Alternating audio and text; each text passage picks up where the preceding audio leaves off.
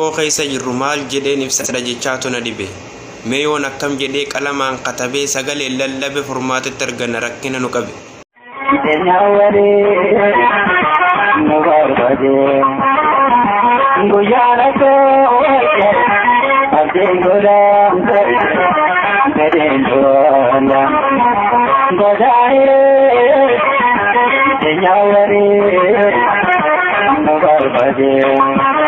Rakkoon nu baay'atte nu uffiste daaraa hatta nurra kabajaadha qaba bineensonni gaaraa.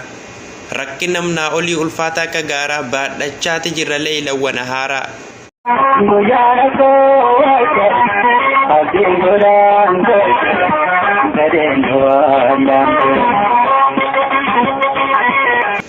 Mirga namummallee dhabne yaa khasaaraa. Mana tokko keessa nama 100 walitti nutti qashan akka baaketa sijaaraa meeqaa owwa dadhabee filik jedhee qaara.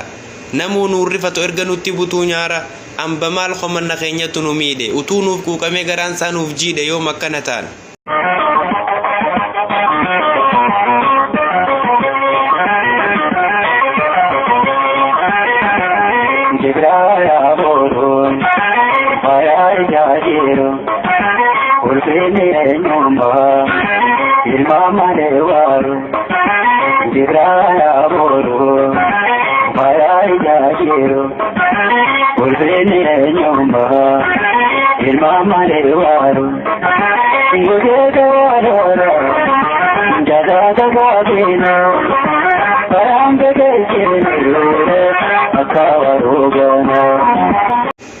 Daa'ima xixiqqoo of hin beekne lubbuu mee maal balleessite maal hojjette cubbuu yaala harkachuu dhabuun waggaa dhabde lubbuu.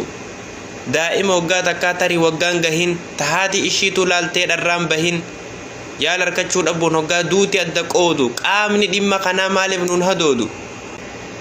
Dhumaa jira namni dadhabate rakkoo kan du'iyyoom oole namni guyyaa tokko wayi kana qofa rakkina meeqatu nu idda akka bofaa.